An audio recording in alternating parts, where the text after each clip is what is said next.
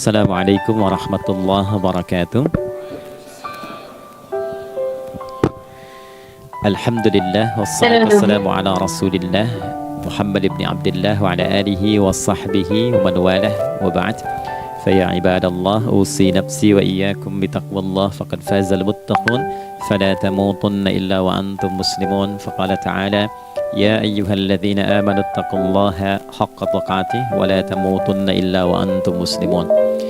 Keluargaku sekalian yang terhimpun di dalam Pertagas, Pertamina Gas, kita mengawali dengan bermohon kepada Allah semoga siapapun yang berada di ruangan ini atau terhubung dalam kajian ini, semoga senantiasa dijaga, diberkahi dan dilindungi dalam kebaikan oleh Allah Subhanahu wa taala.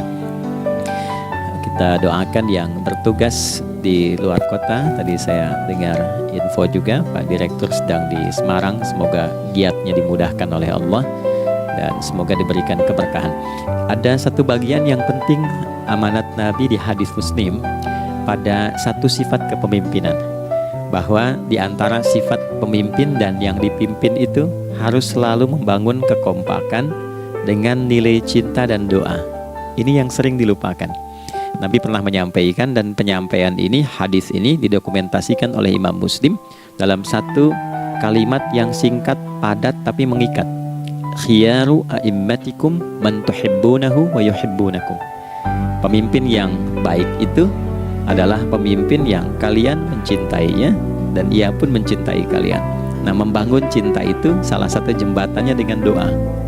Oleh karena itu, di antara doa yang dianjurkan saat Anda memulai pekerjaan, itu bukan hanya untuk pribadi, lancarkan pekerjaan saya, tapi juga sehatkan pimpinan saya. Pimpinan mendoakan sehatkan anggota saya, sehingga semua itu melahirkan sifat harmoni yang memberikan kenyamanan dan kebahagiaan dalam bertugas. Nah, izinkan saya mengawali dengan itu dulu, karena itu di antara sunnah yang seringkali terlupakan, sehingga bekerja itu lebih banyak dilakukan dengan tekanan menyelesaikan tugas dibandingkan dengan rasa cinta untuk bisa memberikan nilai ibadah di dalamnya. Yang kedua, semoga sholat kita diterima oleh Allah Subhanahu wa taala. Nah, yang kedua ini tidak cukup dengan amin. Kita harus tahu dulu standar penerimaan itu seperti apa. Dan yang kedua, kenapa harus sholat? Ini poin pokoknya. Mengapa sih umat Islam itu cukup hanya misalnya dengan bersyahadat saja dipandang sudah berislam, lalu berbuat baik? Kenapa mesti ada sholat? Kenapa bahkan yang pokok sampai 5 waktunya? Dan jumlah rakaatnya pun diatur sedemikian rupa, sampai teknisnya pun dijelaskan dengan rinci. Saking rincinya, bila ada yang menyimpang dari rincian itu, maka dianggap sholatnya tidak sah dan mesti diulang. Shallu kama ra'aitumuni usalli. Sholatlah kalian seperti kalian persis melihat aku menunaikan sholat. Dan dalam sholat inilah kemudian ada sanad yang tersambung secara ketat sampai-sampai dalam hadis Muslim nomor hadis 397. Demikian di Al-Bukhari juga diabadikan di nomor hadis 757 oleh sahabat Abu Hurairah. Sanadnya tersambung kepada Khalad bin Rafi Az-Zuraiqi, seorang yang sholat di samping Nabi tapi bermasalah sholatnya. Lalu Nabi meminta beliau untuk mengulangi sholatnya sampai 3 kali peristiwa itu, hingga beliau berkata, ya Rasulullah au kama qala alimni ma uhsinu ghairah. Ya Rasulullah, tolong ajarkan kepadaku, karena aku tak punya pengetahuan lebih dibandingkan dari apa yang telah aku kerjakan. Nah, dari dasar ini melahirkan satu pertanyaan kritis, ya, dan juga perlu argumentasi yang kuat secara syariah mengapa kita menunaikan ibadah sholat. Baik teman-teman sekalian, karena waktu kita sangat padat, ya, kita manfaatkan sebaik-baiknya. Saya mohon izin, kajian kita akan lebih fokus kepada inti materi sehingga manfaatnya lebih banyak kita dapatkan. Salat satu-satunya amalan di dalam Islam yang mencakup 4 bagian pokok dalam beragama. Jadi ketika seseorang menetapkan dirinya beragama dan ciri satu nilai agama itu bernilai benar, ya, dalam nanti kalau kita mau komparasikan atau kita riset, itu ciri pokoknya ada 4. Satu, ada aspek namanya aspek keyakinan, ya, tauhid atau akidah. Nggak mungkin kan beragama kalau nggak yakin, Ya, karena itu pasal 29 ayat kedua itu mengandung nilai keyakinan. Negara menjamin kemerdekaan tiap-tiap penduduk untuk memeluk agamanya masing-masing dan beribadah menurut agama dan kepercayaannya itu. Ya, jadi nggak mungkin kita bisa menghasilkan nilai kepercayaan dan ibadah kalau tidak ada unsur keyakinan. Atau bahasa kitanya disebut dengan iman. Ya, iman itu nanti juga dipaku dalam setiap nilai kebangsaan di konteks Negara Kesatuan Republik Indonesia. Ini yang paling membahagiakan. Jadi mau jadi pegawai apapun itu syarat, ya, salah satu syarat yang melekatnya beriman dan bertakwa kepada Tuhan Yang Maha Esa, gitu kan? Ya, kemarin saya di BPK itu ada 11 bab Romawi, 40 pasal. Ya, di bab yang keempat pasal 13 tentang pemberhentian dan pengangkatan itu ada 11 poin A sampai K.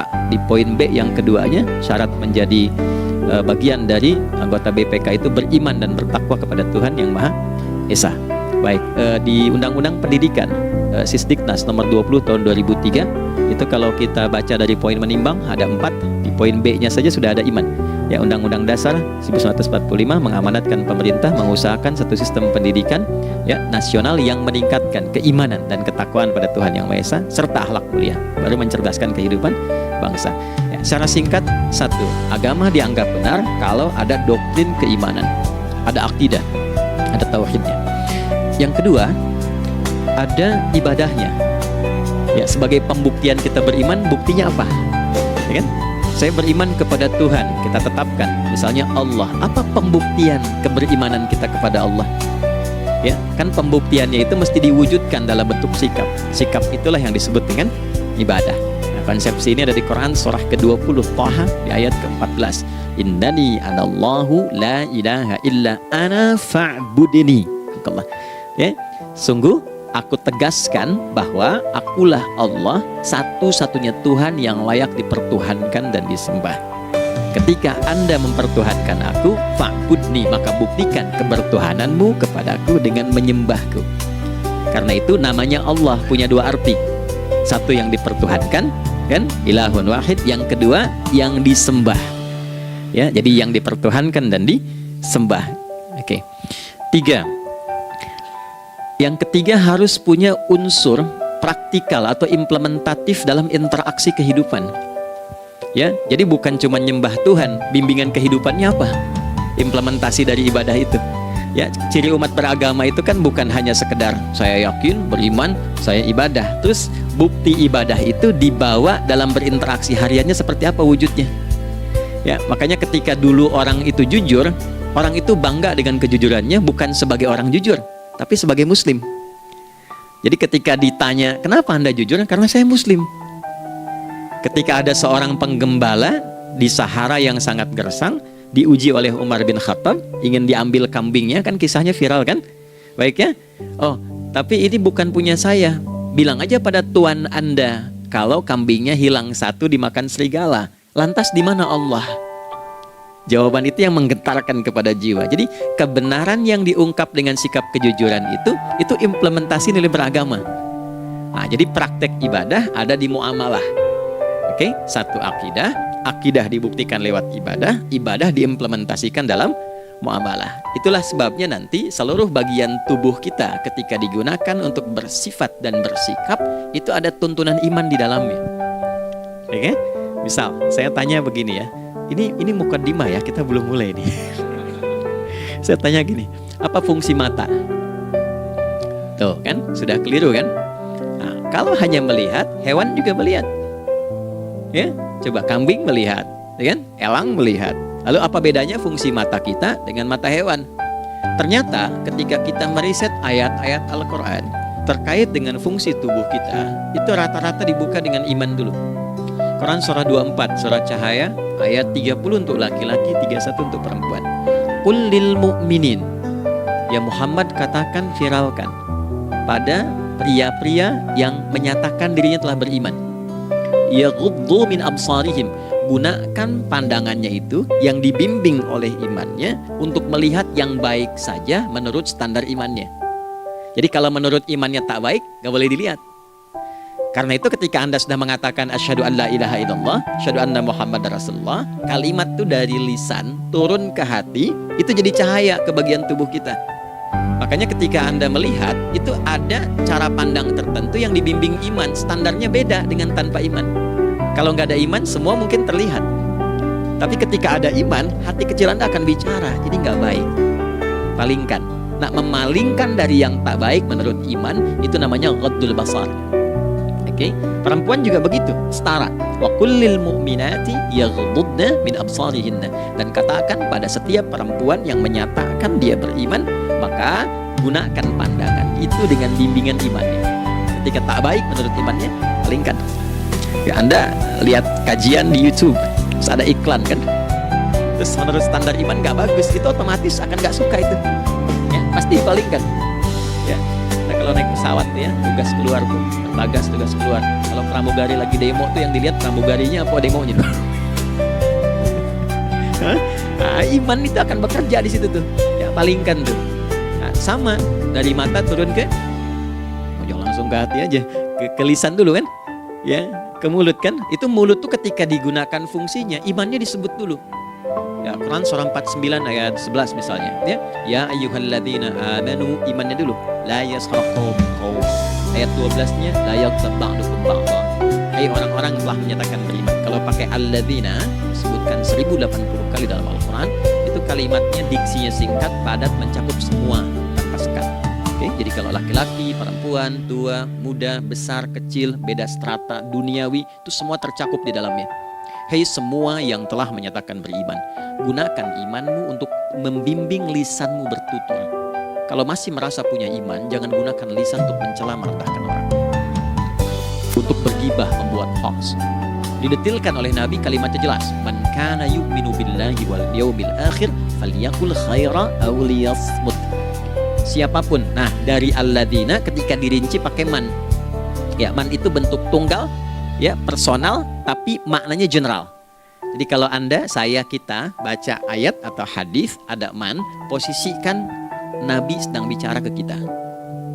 Ya, hei adi hidayat, posisikan Nabi bilang gitu tuh. Kalau engkau merasa beriman sama Allah dan yakin dihisab di hari kiamat, jaga lisanmu. Katakan yang baik dengan bimbingan imanmu, tak mampu engkau diam. Jadi cukuplah suami istri itu menggunakan satu hadis ini, pasti sakinah itu muncul dalam kehidupan rumah tangganya. Ya, itulah sebabnya kenapa sakinah didahulukan dibanding mawaddah. Hati-hati ya, Mbak, walaupun namanya sakinah nggak ada ini nggak akan datang tuh ketenangan tuh. Ya, ada yang tahu nggak rahasianya? Kenapa sakinah duluan dibanding mawaddah? Ya, 5 juta. Ya, waktu habis karena padat sekali. Maddah jamaknya mawaddah, rasa kasih yang tumbuh dari pemberian materi. Jadi kalau rumah tangga itu ingin cenderung pada kebahagiaan, boleh berbagi dengan materi. Ya, istri cemberut, ya, Anda datang dengan senyuman, sayang, kenapa? Ya, ini emas 2 kilo, ya. Nah itu pasti sehat lagi tuh. Ya, itu mawaddah. Tapi maaf, walaupun Anda mapan bekerja, harta cukup melimpah, ruah, tapi tidak ada ketenangan di rumah tangga, tidak ada sakinah, maka hampa kehidupan rumah tangga itu. Itulah sebabnya kenapa di Quran sakinah lebih dulu dibandingkan dengan mawaddah. Saya tanya ibu deh, ibu pilih mana? Kaya tapi gelisah atau miskin tapi tenang? Oke. Saya paham itu. Saya paham. Suami juga sepakat semuanya. Ya, artinya apa? Kita nggak bisa menghilangkan unsur ketenangan. Oke, itu hanya pembuktian argumentatif ya, supaya kajiannya lebih kepada argumen. Jadi ada akidah terkorelasi dengan ibadah, implementasinya di aspek muamalah. Nah, nanti cara bermuamalahnya diatur lewat akhlak namanya. Bagaimana bermuamalah yang baik? Kan Anda, maaf ya, berekspresi kepada pimpinan dengan kawan kan berbeda. Oke, kepada orang tua dengan anak kan lain. Nah, yang mengatur interaksi kita sehingga terjalin harmoni yang baik, itulah yang disebut dengan akhlak. Nah, 4 poin inilah yang menjadi inti dakwah Nabi SAW ketika diutus oleh Allah Subhanahu wa Ta'ala. Memastikan 4 ini bisa optimal kita lakukan dalam kehidupan. Bonusnya yang kelima, selalu meningkatkan inovasi sehingga selalu mendapatkan hal baru dalam kehidupan. 5 ini digabungkan di Quran surah kedua Al-Baqarah di ayat 151. Karena kama arsalna fikum rasulan minkum yatlu alaikum ayatina. 1. Oke, wa yuzakkikum. 2. Akhlak. Wa yu'allimukumul kitaba. 3. Wal hikmah. 4. 5. Wa yu'allimukum ma lam takunu ta'lamun. Kelima-limanya ini digambarkanlah dalam bentuk ibadah yang melatih kita sebagai fondasi awal menuju dan memantapkan 5 hal ini, yaitu sholat. Itulah sebabnya kenapa sholat yang pokok dilakukan 5 waktu dalam sehari untuk mewujudkan 5 hal ini dalam kehidupan, dan satu-satunya ibadah yang mengumpulkan 5 aspek ini dalam prakteknya hanya sholat. Hanya sholat. Oke, mari kita detilkan, kita rinci, dan di sini kita akan mulai kajian kita. Tadi mukadimah ya. Baik, kita punya 30 menit, wah padat sekali. Bismillahirrahmanirrahim. 1. Salat adalah perwujudan iman seorang hamba. Karena itulah kalimat salat pertama kali disebutkan dalam Al-Quran, itu letaknya setelah kalimat iman. Al-Baqarah ayat 3, alladzina yu'minuna bil ghaibi wa yuqimunas shalah. Orang-orang yang telah menyatakan beriman dan konsisten menjaga imannya. Beda alladzina amanu dengan yu'minun. Amanu telah beriman, tapi kalau dia komitmen dan konsisten terus menjaga imannya sampai saat dia berpulang pada Tuhannya, maka berubah nanti bentuknya. Kalau di bahasa Arab jadi mudhari'. Kalau di bahasa Inggris kan tuh punya 3 arti, present, continuous, and future. Jadi kalaupun sekarang terus berlangsung sampai masa depan pun saya tetap akan beriman. Nah, pembuktian untuk menjaga iman itu pembuktian utamanya pada sholat. Itulah sebabnya satu-satunya amal ibadah dari rukun Islam yang 5 itu, ya, satu-satunya amal ibadah yang disebut iman dalam Al-Quran hanya sholat. Teman-teman boleh buka Quran surah kedua Al-Baqarah di ayat 143. Ya, di pertengahan ke ujung ayatnya, saya percepat. Wa ma kana Allahu liyudhi'a imanakum. Dan Allah gak akan pernah menyia-nyiakan sholat seseorang yang dikerjakan karena imannya. Ayat ini turun, ketika ada terjadi pergantian arah kiblat. Dari yang tadinya semula ke Masjidil Aqsa, lalu berputar 180 derajat, beralih ke Masjidil Haram. Nabi sedang berada di luar Madinah. Madinah tempo dulu, wilayahnya gak seluas cakupan sekarang. Kalau diilustrasikan area sekitaran Masjid Nabawi sekarang, itulah Madinah lah. Di luar itu sudah di luarnya. Nah, Nabi sedang sholat, riwayatnya banyak menyebutkan, ada yang mengatakan zuhur, ada asar, ada maghrib. Di pertengahan itu turunlah Al-Baqarah ayat 144. Qad nara taqalluba wajhika fis sama' falanuwalliyannaka qiblatan tardaha fawalli wajhaka syatral masjidil haram. Maka berputarlah dengan turunnya ayat ini 180 derajat menghadap ke arah Masjid Al-Haram. Problemnya adalah ketika Nabi dan pengiring beliau kembali ke Madinah, area Masjid Nabawi, kan gak semua masyarakat ikut. Maka virallah informasi itu bahwa kiblat telah beralih ke kiblat awal, yaitu Ka'bah Al-Musyarrafah. Maka penduduk panik pada saat itu. Status sholat kami yang tadi dikerjakan bagaimana? Karena sudah nggak bisa diulang, sudah pindah waktu. Maka turunlah kemudian firman Allah yang Al-Baqarah 143 itu, wa ma kana Allahu liyudhi'a imanakum. Karena engkau mengerjakan sholat itu dengan imanmu, maka Allah nggak menyia-nyiakan imanmu itu. Maksudnya apa? Walaupun arah kiblatnya tidak tahu mengarah kepada sisi yang belum berubah, tetap dihitung pahalanya sempurna karena imannya. Ini nanti yang menjadi landasan turunnya Al-Baqarah ayat 115. Walillahil masyriq wal maghrib fa aina ma tuwallu fathamma wajhullah. Kalau Anda sedang tugas nanti di lapangan, lalu sulit menemukan arah kiblat, aplikasi susah karena sinyal nggak masuk misalnya, oke? Kemudian juga matahari agak remang-remang sehingga sulit untuk terlihat patokannya, maka dengan keyakinan, dengan iman itu, menghadaplah ke arah yang kita yakini, maka berlakulah Al-Baqarah 115. Di saat itu diterima amal ibadah kita sama dengan yang menghadap kiblat dengan dasar imannya. Oke, nah pengertian terbaliknya, mafhum mukhalafahnya, maka Nabi mengatakan al-farqu bainal mu'min wal kafir tarkus shalah. Beda antara orang yang beriman dengan yang belum beriman adalah pada sholatnya. Jadi kalau ada orang mengatakan sudah beriman dan tidak menunaikan sholat, ini artinya keimanannya belum diakui sepenuhnya oleh Allah Subhanahu wa Ta'ala. Jelas ya? Halo, kenapa sedih begini? Maaf, saya terlalu cepat nggak? Nggak ya? Baik. Jadi dalam poin ini penting pembedanya di sholat. Itulah sebabnya kenapa dari kecil kan, usia sekian, dari mulai 3 ke arah 7 tahun contohkan. Ya, orang tuanya sholat, bentangkan sejadah. Kalau bisa, kalau anak sudah mulai suka tuh kasih model sejadah yang anak-anak sukai bentuknya. Ya, dulu ada anak saya senang model mobilan, saya tidak sebutkan supaya tidak endorse gitu ya.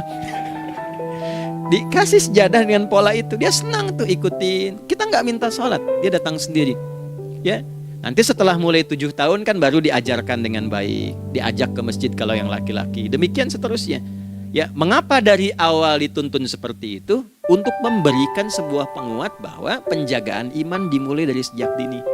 Ya, tapi di Indonesia saya perhatikan kelasnya sudah advance, ya TK sudah manasik gitu. Itu satu ya. Karena nanti kalau Nabi bilang begitu, artinya akan terjadi orang mengatakan beriman tapi tidak sholat. Ya, makanya keras dari awal Nabi katakan bahwa pembeda antara orang yang beriman dengan yang baru klaim beriman itu pada sholatnya. Ya, pada sholatnya mengerjakan sholat maka sah status imannya, tidak menunaikan sholat maka bermasalah imannya. Itu poin yang pertama. Yang kedua teman-teman sekalian, ibadah. Kita lanjut ya. Sholat adalah bagian pokok terpenting dari ibadah. Nah, di sini kita akan mulai membuka sedikit rahasia terkait dengan aspek ibadah ini. Teman-teman sekalian, ternyata sholat ini ketika oleh Allah diturunkan dalam Al-Quran, dalam konteks penunaian ibadah, bukan berarti hanya mengkoneksikan atau mengkorelasikan hubungannya dengan iman saja, bukan. Karena saya beriman, saya buktikan ibadah nyembah Allah lewat sholat. Dalilnya Quran surah ke-20 ayat 14. Innani anallah la ilaha illa ana. Aku tegaskan akulah Allah, nggak ada Tuhan yang layak dipertuhankan dan disembah kecuali saya. Fa'budni, kalau Anda telah menyatakan beriman padaku, buktikan keberimananmu dengan menyembah saya dalam ibadah. Bentuknya bagaimana ya Allah? Teruskan ayatnya. Wa aqimis sholata. Tunaikan sholat sebagai bukti ibadah itu lidzikri, sebagai zikir kepadaku. Jadi korelasi antara ibadah dengan iman sudah kita sebutkan dalilnya. Sekarang ibadahnya tersendiri ketika ditunaikan, apa manfaat dari ibadah itu? Mengapa mesti ada 5 waktu? Dan apa turunan manfaatnya dalam kehidupan kita? Kalau kita mengerjakan itu, dampaknya kepada kehidupan kita apa? Nah, inilah indahnya di dalam Islam, dijelaskan dalilnya, diberikan contohnya, diberikan alasannya, dan yang paling indah, diberikan penjelasan yang detail tentang manfaat-manfaat. Ini tidak ditemukan di dalam konsep keyakinan manapun. Kalau teman-teman boleh mau riset silakan. Ada nggak satu keyakinan agama tertentu yang dari ibadahnya itu diatur? Cara memulainya, bacaannya, detailnya, manfaatnya, waktunya, sampai dengan hasilnya, sampai kiamatnya. Ini menunjukkan bukan karya manusia. Bukan karya manusia. Kalau karya manusia setiap orang bisa buat itu. Ya, ketika ini menunjukkan bukan karya manusia, maka pertanyaannya dengan cara apa lagi Allah memberikan pembuktian pada kita bahwa Ia Tuhan yang hak yang harus kita sembah. Kalau sudah paham, mari kita rincikan turunan tentang sholat. Kita mulai satu-satu teman-teman sekalian dari waktu sholat. Seperti kita ketahui waktu sholat ada 5. Tapi yang sering kita dapati dari yang 5 ini tidak semua orang mengetahui tentang makna dari nama dan pembagian di waktu ini. Yuk kita mulai rincikan. Sholat yang pertama namanya apa? Gak usah khawatir menang gak dapat hadiah kalau benar. Salah juga keterlaluan. Oke, 1 subuh. Dia satu-satunya nama sholat yang punya 2 nama ya, subuh dan fajar. Oke, Pak Fajar, Pak waktu sholat. 2 zuhur. 3 asar. 4 maghrib. 5 isya. Oke, rumus hitungannya 24 4 3 4 ya. Rumus bilangannya 24 4 3 4. Kalau mau tanya nomor koneksi dengan Allah 24 4 3 4, 2 subuh, 4 zuhur, 4 asar, 3 maghrib, 4 isya. Oke, pertanyaannya apa artinya nama itu? Selama ini jangan-jangan kita hanya tahu namanya tapi tidak memahami maknanya. Itu poinnya. Oke, sekarang mari kita mulai. Izin saya tidak punya kemampuan untuk menuliskan, ya, karena memang saat ini terbatas. Tapi kalau diperkenankan bisa kita coba uraikan sedikit.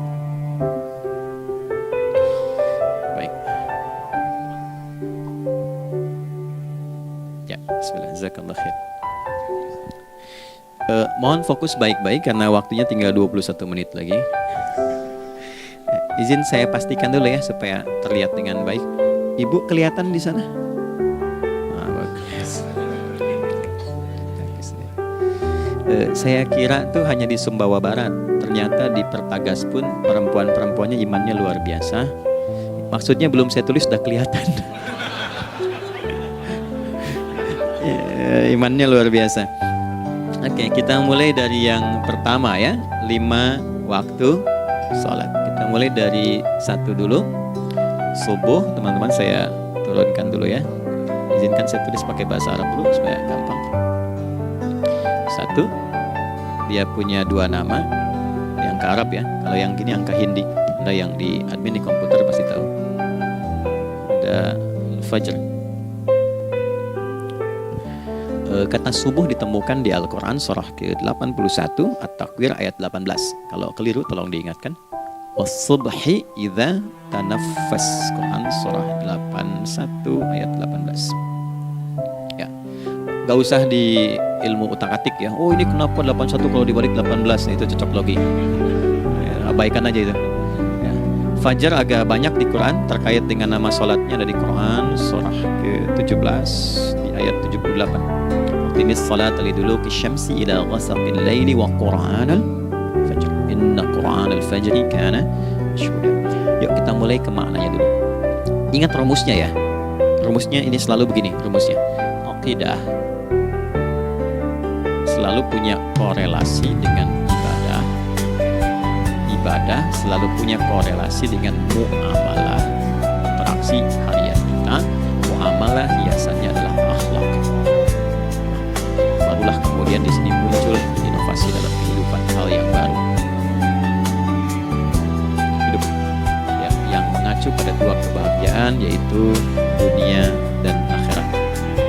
Ya, konsepsi ini nanti ditemukan di Quran surah ke-2 Al-Baqarah ayat 201 dan menjadi doa paling favorit umat Islam Indonesia saat ini. Rabbana atina fid dunya fil akhirati. Oke, ya cukup. Subuh.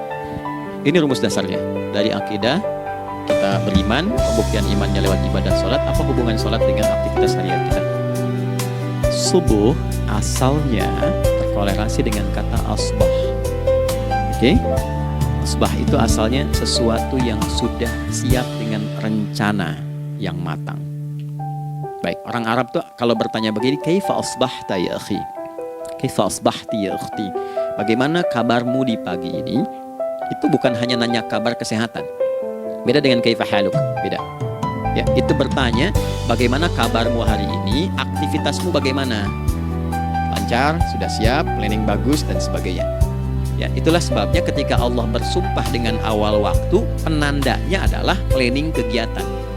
Ya, was-subhi, dan aku bersumpah demi waktu subuh, awal mula untuk berkegiatan, idza tanafas, apabila sudah mulai bergerak. Bersamaan dengan nafas yang keluar itu, maka sudah jelas rencana yang dibuat. Ya, jangankan kita, semua alam itu, semesta itu seluruhnya bukan hanya bertasbih, tapi beraktivitas dalam tasbihnya.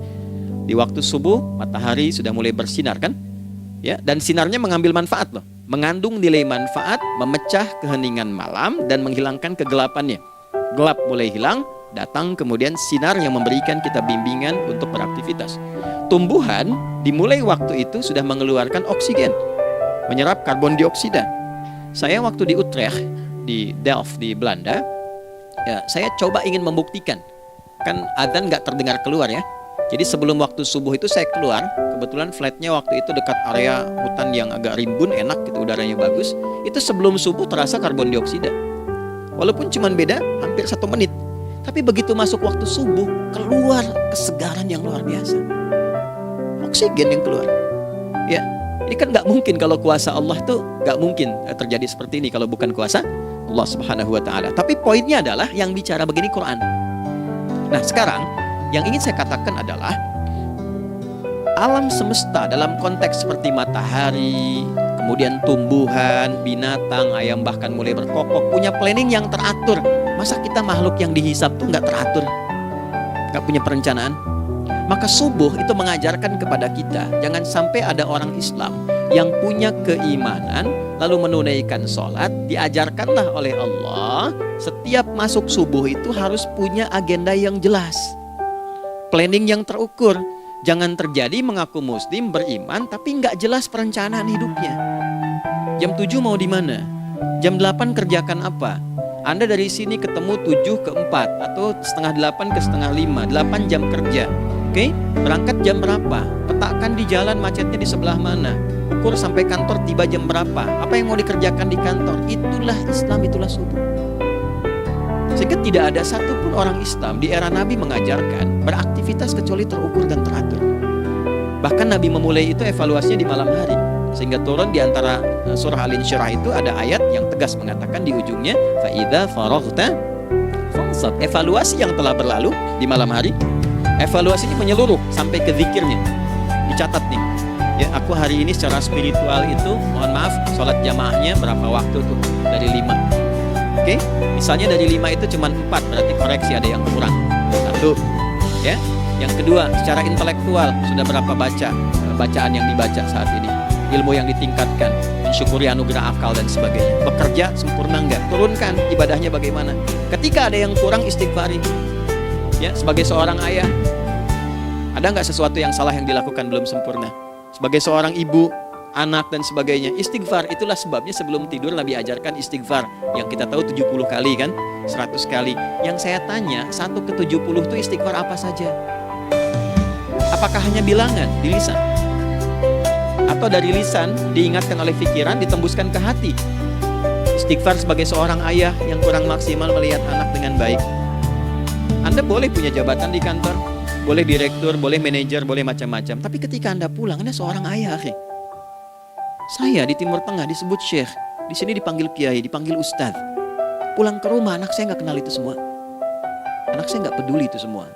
Belum pernah seumur-umur saya mengajar, lalu saya pulang, anak saya menunggu depan pintu dan memanggil, kiai. Tidak ada. Dia ingin ayahnya. Oke. Kenapa nggak kita hadirkan istighfar pertama kita itu? Karena kita kurang perhatian. Kurang perhatian kepada anak misalnya.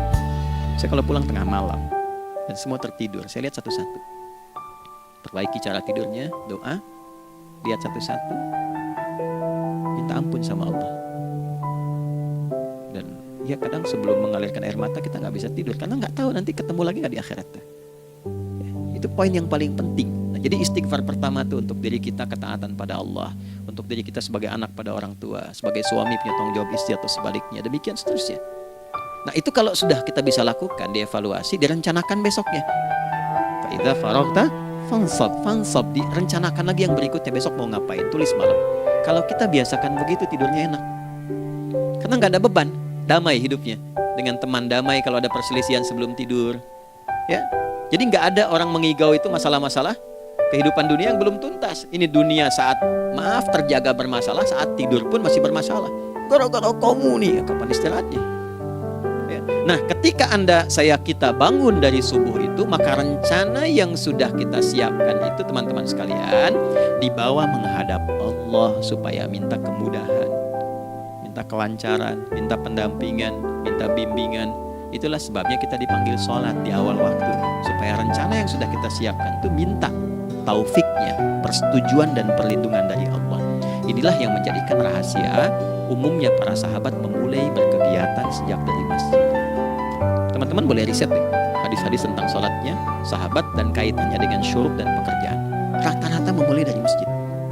Mereka tungguin evaluasi, begitu siap syuruk, minta sama Allah, berangkat. Saya mau kasih satu rahasia ya. Boleh jadi ijazah tapi ini diantara kita aja ya. Anda boleh lakukan, berangkat ke masjid itu dengan baik, terus minta misalnya, ya Allah, Kau perintahkan aku untuk berikhtiar, sekarang aku lakukan. Kau perintahkan aku untuk merencanakan, ikhtiarkan, sekarang aku ikhtiarkan. Mohon lindungi, mudahkan, dan berikan bimbingan terbaik untuk mendapatkan hal yang wajar, halal, baik, dan kaul baik. Anda berangkat, pulang. Sebelum nyampe rumah, mampir dulu ke masjid. Masjid terdekat dari rumah aja. Sholat 2 rakaat, itu. Ya, sholatnya bisa sholat wudhu, tahiyatul masjid, dan sebagainya. Setelah itu pulang. Doa dulu habis sholat. Ya Allah, aku telah berikhtiar seperti apa yang telah Engkau perintahkan. Sekarang aku memohon rezeki darimu seperti apa yang telah Engkau janjikan. Kalau dengan semua ikhtiar ini belum cukup menurunkan rezeki darimu, maka mohon tunjukkan padaku saat ini dengan cara apa lagi aku mesti berikhtiar. Oke? Silahkan Anda pulang dengan suasana itu berubah dan lihat apa yang terjadi. Rasakan bedanya, bedakan rasanya, dan pasti terasa bedanya. Gak ada kesan yang lain pada jiwa. Jadi yang dibawa ke rumah itu bukan aura kantor, bukan aura jalan yang macet, tapi ada ketenangan, kenyamanan, dan kenikmatan. Kalau teman-teman mau pakai sunnah sahabat ini dalam dunia pekerjaan dan Anda lakukan coba sehari ini saja, rasanya pasti beda. Ya, ini bagian pertama. Nah, ketika kita ingin datang menghadap Allah dan mulai membawa rencana kita, kan perlu isyaratnya kan, kapan dimulai? Gak bisa tiba-tiba saya bangun jam 3 langsung sholat subuh, kan tidak begitu, ya kan? Mesti ada satu sinyal dulu, yang dari sinyal itu ada feedback pada diri kita untuk merespon, gitu kan? Nah, pancaran respon atas sesuatu yang memancar akibat satu hal yang terjadi. Kalau di gaya itu kan, kalau ada gaya gerak, gaya dorong kan? Ya, kalau nggak salah F1 sama dengan F2 kan? Nah, gaya gerak sama dengan gaya dorong. Nah, dikit bunyinya kecil kan? Kencang bunyinya kencang. Terus ada F berbanding lurus dengan P, Pascalnya. Gaya berbanding lurus dengan tekanan, kan? Semakin banyak gaya semakin tertekan. Nah, respon yang muncul ketika ada satu misalnya gaya, tapi responnya sifatnya materi sifatnya. Ya, misal kalau Anda mau mengebor air, kan? Kemudian keluar terpancar tuh dari bawah itu keluar misalnya air. Nah, itu namanya infajar. Infajar. Dalilnya Quran surah kedua ayat 60. Wa idzistasqa Musa liqaumihi faqulna idrib bi'asakal hajar fanfajarat min huthnata asyrata aina. Nabi Musa kata Allah itu kaummu 12 suku minta mata air dan nggak tanggung, setiap sukunya minta satu, katanya supaya nggak rebutan. Maka Allah firmankan, pukulkan tongkatmu yang kayu. Lihat diksinya detil sekali. Pukulkan tongkatmu yang kayu ke batu itu, maka batu itu akan terbelah dan mengeluarkan pancaran 12 mata air. Ya, tongkat kayu dipukulkan ke batu, batunya yang hancur. Karena Musa seorang nabi, gitu kan? Anda punya tongkat emas, pukulkan ke batu, maka keluar 12 air mata, gitu ya. Nah, ini infajar. Kalau respon yang keluar itu respon buruk, misal dalam nafsu, kan suka ada trigger ya yang memancing respon, terus nafsu keluar kan? Ya, apa saja itu? Lihat gambar yang nggak bagus, nafsu keluar, kan? Lihat sendal bagus, nafsu keluar, macam-macam ya. Nah, itu fujur namanya. Fujur. Hurufnya masih sama, cuma bentuknya berbeda. Fa, jimnya masih ada waw, ada ra-nya. Fujur. Quran surah 91 di ayat 7-10. Wa nafsi wa ma sawwaha fa alhamaha fujuraha wa taqwaha. Fujur tembus ke nafas, nafas memerintahkan yang buruk disebut su. Nafas ketemu su jadi nafsu. Makanya nama lain fujur itu nafsu. Dalilnya Quran surah 12 ayat 53. Wa ma ubarri'u nafsi innan nafsa la'ammaratun bisu. Ya, la'ammaratun bisu'i illa ma rahima rabbi. Oke, nafas ketemu su. Teruskan. Tapi kalau pancarannya pada sifat yang baik. Oke? Membelah sesuatu yang gelap menjadi baik, terbuka, memancarkan respon panggilan yang baik, maka berubah katanya menjadi fajar. Oke? Matahari diperintahkan oleh Allah, diperintahkan membelah kegelapan malam. Keluarlah sinar pertamanya, disebutlah fajar. Kenapa? Karena ada respon kebaikan keluar darinya. Baik, perhatikan baik-baik Quran surah kedua ayat 187. Wa kulu washrabu hatta yatabayyana lakumul khaytul abyadu minal khaytil aswadi minal fajar. Itu untuk matahari. Kita lagi tidur enak-enak, sudah nyiapin rencana malam-malam, tiba-tiba ada panggilan, Allahu Akbar, Allahu Akbar.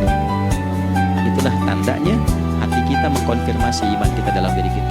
Cepat, sudah adzan. Pernah begitu? Konfirmasi itulah dalam bahasa lain disebut dengan fajar namanya.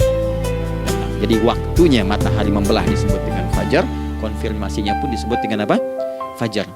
Ya, jadi bersamaan waktunya dengan dua hal itu, datanglah panggilan. Itu yang dimaksud Quran, hubungan iman dengan konfirmasinya sampai ke sholatnya ada di Quran surah 8 ayat 2. Innamal mu'minuna iman alladzina idza dzukirallahu adzan wajilat qulubuhum iman.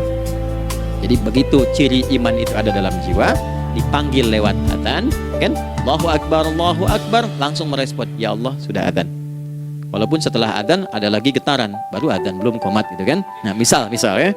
Nah, tapi inilah fajar. Jadi maksudnya rencana Anda ini agak jarang dibahas ya. Mohon maaf, ilmu ini agak jarang. Jadi jangan Anda bilang saya bid'ah, bukan. Ya, bukunya ada, referensinya ada. Cuman karena jarang dikaji, jangan sampai kekurangan pengetahuan menghukumi yang tahu jadi salah gitu. Ini poinnya. Jadi saya kalau bahas satu masalah itu bukunya saya kumpulkan. Tafsir awal sampai akhir yang ada apa, buku-buku tentang sholat apa, baru kita keluarkan. Jadi bagian topik-topik tertentu yang dibahas. Problemnya ketika membahas tentang ibadah cuma dua. Satu tentang bacaan, doanya apa. Yang kedua tentang gerakan, bagaimana mengerjakannya. Yang ketiga jarang dibahas, hikmahnya apa. Padahal rumus dalam ibadah itu dalam fikih tiga-tiga mesti dipakai. Jadi Quran surah kedua ayat berapa? Ayat 129. Rabbana wab'ats fihim rasulan minhum yatlu 'alaihim ayatika ini wa yu'allimuhumul kitaba ini wal hikmah ini. Barulah kita mendapatkan sesuatu yang baru. Ya. Ini wa yuzakkikum, dan di 151 Al-Baqarah wa yu'allimukum ma lam takunu ta'lamun. Jadi ini bukan ilmu yang baru, bukan, belum tahu saja. Jadi selama ini yang kita kerjakan jangan sampai terbatas pada ritualnya saja untuk mencukupkan ini. Hubungan ritual dengan ini apa gitu. Ya, jadi subuh ini mengkonfirmasi bahwa ada satu keteraturan dalam kegiatan kita. Ya, alhamdulillah. 2, siang. Oke, setelah subuh, fajar, sholat apa? Zuhur. Oke, saya tanya pada Anda, zuhur itu artinya apa?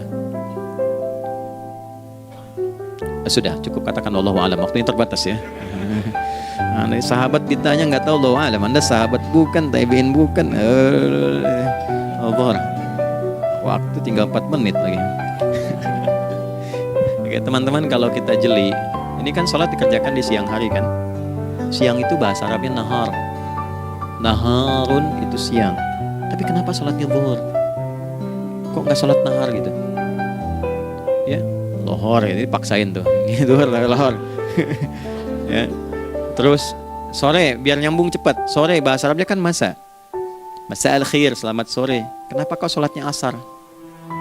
Kok sholatnya namanya asar? Oke, maghrib, isya. Isya kan malam kan? Kenapa nggak lail? Lail itu kan malam. Kalau ada yang istimewa di malamnya itu lailah namanya. Makanya ketika turun Al-Quran disebut Lailatul Qadar, karena malamnya istimewa.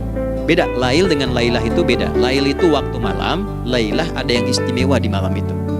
Ya. Jamaknya lail, layali, lela, lili, lala, itu malam. Ibu lili, ibu malam-malam ya. Zuhur artinya jelas, terang.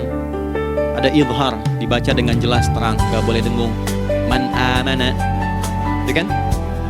Ya, min husni, harus jelas. Ya, ada a, jelas. Zuhur kenapa disebut zuhur? Untuk evaluasi kegiatan kita dari setengah hari. Sudah jelas belum hasilnya? Anda punya rencana di sini, evaluasi di siang. Jelas gak hasilnya? Pekerjaan Anda yang sekarang diamanahkan dari pagi jam 7 sampai sekarang, evaluasi dulu. Dicek, jangan cuma ditinggalkan. Oke, saya sedang kerjain, tinggalin dulu sholat, bukan begitu. Ketika akan sholat, Anda cek dulu. Dari ke siang itu tengah hari, bagaimana hasilnya? Ada yang perlu disempurnakan gak? Ya, ketika ide-idenya mulai mentok, ada yang belum selesai, datang dulu sholat, tenang lagi. Saat tenang itulah dirumuskan kembali pelan-pelan. Kan lumayan dari jam 12 sampai jam 1. Diisi dengan baik, dilihat. Itu baru dunia ini.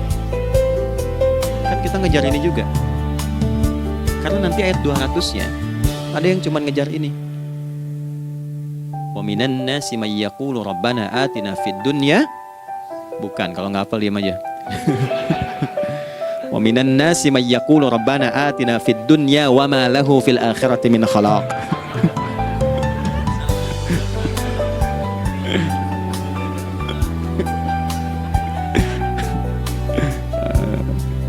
Paham kan? Dan di antara manusia ada yang fokusnya hanya dunia yang dikejar, sehingga nggak kebagian akhiratnya. Padahal dia tahu dia mau pulang. Yang lebih aneh lagi, pengen pulang surganya Firdaus dekat dengan Nabi. Tapi tiap hari yang dikerjakan dunia lagi, berangkat gelap, pulang gelap, terus meninggal gelap juga. Kan repot. Nah, maka mesti investasi kan. Anda kalau tugas keluar kan, apalagi keluar negeri kan hukumnya beda. Bekalnya pun tidak sama. Anda tugas ke Amerika, mata uangnya sudah beda, hukumnya sudah beda. Terus pengen pindah ke alam barzah, pengen hukumnya sama dengan dunia, mustahil. Ya, makanya dimensinya beda, keadaannya tidak sama, baju yang dipakai kan beda, barang-barangnya nggak sama. Makanya disebut telah meninggal dunia, meninggalkan semua yang melekat pada dunia, pindah ke alam lain, persiapan menuju titik akhir yang tidak ada ujungnya lagi, nggak ada pembuka lagi. Jadi sudah ujung begini, nggak ada ruang lagi yang lain. Itu akhirat namanya. Makanya di sini cuma dua pilihannya. Kalau nggak ke surga, ke apa investasi yang ada di sini. Maka siang itu dicek dulu, pekerjaan jadi ibadah nggak? Tadi niatin ibadah nggak waktu berangkat dari rumah? Kan? Waktu ngetik, waktu ngerjain di kantor, jadi ibadah nggak? Kalau ibadah, Anda nggak mungkin berbuat kriminal, Anda nggak mungkin berbuat maksiat, nggak mungkin nipu, nggak mungkin nyogok, nggak mungkin korupsi. Kan lagi ibadah, nggak mungkin curang, kan lagi ibadah. Ta'budallaha ka'annaka tarah. Anda itu mengerjakan segala hal sebagai ibadah, merasa diawasi Allah. Fa in lam takun tarah fa innahu yarah. Kalaupun Anda merasa nggak melihatnya, Anda yakin Anda dilihat. Itulah kerja pakai iman, maka ini di bawah lidahnya. Jangan ditinggalkan. Nah, inilah yang selama ini kita butuhkan. Ya. Inilah yang melahirkan nilai etik, makanya adanya dalam jiwa. Takwa itu kan dalam jiwa, melahirkan etos. Etos mendorong kepada logos, logos melahirkan patos, kepantasan dalam bekerja. Jadi Anda sekuat apapun ilmunya, kalau nggak punya etos, itu rusak. Jadi tidak cukup akal sehat. Jiwa yang sehat itu lebih penting. Banyak orang akalnya sehat. Ingat, akal itu tidak memberikan perintah. Dia hanya merumuskan satu instruksi dalam jiwa supaya mudah dilakukan dan dieksekusi oleh fisik. Jadi akal yang sehat itu seberapa pandai ilmunya, seberapa cepat mengeksekusi perbuatan. Tapi kalau yang dieksekusi itu dari perintah nafsunya, masalah. Habis saja waktunya tuh. Ini gimana ini? Tolong jawab loh. Nah, teman-teman, karena sudah habis waktu jam 1, kita baru zuhur ini. Nah, yang paling menarik itu gini, yang paling menarik kalau ada orang belum sadar sampai zuhur tentang akibat kehidupan ini, maka muncul asar. Apa asar itu? Kenapa mesti disebut dengan asar? Dan apa manfaat istimewanya asar kepada jiwa kita? Itu di kesempatan lain kita akan bahas. Teman-teman, waktunya sudah habis ya. Saya menghargai Anda, kan tidak boleh juga saya ngajarkan tapi mengambil yang sesuatu yang tidak tepat ya. Kita buktikan keimanan kita dengan mengerjakan amanah pekerjaan di tempat ini dengan baik, waktu digunakan dengan baik. Kita saling mendoakan supaya semua kita dijaga oleh Allah Subhanahu wa taala. Maafkan saya, lain kesempatan kita berjumpa kembali untuk melanjutkan apa yang telah kita bahas hari ini. Mari kita berdoa, semoga doa kita diterima oleh Allah Subhanahu wa taala. Allahumma taqabbal minna innaka antas sami'ul 'alim wa tub 'alaina innaka antat tawwabur rahim. Nahmaduka kama 'allamtana an nahmada wa nashkuruka syukran kama 'allamtana an nashkura. Antal muqaddim wa antal muakhir biyadikal khair innaka 'ala kulli syai'in qadir. Ya Allah, kami memuji-Mu seperti Engkau mengajarkan kami untuk memuji dan bersyukur atas segala nikmat-Mu seperti Engkau bimbing kami untuk mensyukuri segala nikmat-Mu. Allahumma salli wa sallim wa barik ala habibikal karim rasulikal mustafa al-amin sayyidina Muhammadin wa ala alihi wa sahbihi ajma'in. Ya Allah, anugerahkan kami kemampuan untuk terus bersalawat pada Rasulullah, sehingga dengan itu kami mendapatkan kemampuan yang baik untuk meneladani kemuliaan beliau dalam beraktivitas kehidupan. Rabbana la tada' lana fi maqamina hadza dhanban illa ghafarta. Ya Allah, jika ada pendosa hadir di ruangan ini atau terhubung dalam kajian ini, maka jangan biarkan ya Allah ia meninggalkan tempat ini dan kajian ini kecuali Engkau telah ampuni seluruh dosa-dosanya. Wala hamman illa farajtah. Ya Allah, jika ada satu di antara kami yang menghadiri kajian ini membawa kegelisahan, maka mohon tenangkan keadaan hatinya. wala asiran illa yassartah. Jika ada yang sedang diliputi oleh kesulitan, maka mudahkan, ringankan, dan hilangkan seluruh kesulitannya. Wala maridan illa syafaitah. Dan bila ada di antara kami yang diuji dengan penyakit, maka mohon angkat dan sembuhkan penyakitnya. Rabbana atina fid dunya hasanah wa fil akhirati hasanah wa qina adzabannar. Wa sallallahu ala sayyidina Muhammad wa ala alihi wa sahbihi ajma'in. Wa akhiru da'wana subhanakallahumma rabbana wa bihamdika nashhadu an la ilaha illa anta nastaghfiruka wa natubu ilaik. Walhamdulillahi rabbil alamin. Nasrun minallah fathun qarib wa basyiril mu'minin. Terima kasih untuk semuanya. Mohon maaf kami langsung pamit. Assalamualaikum warahmatullahi wabarakatuh.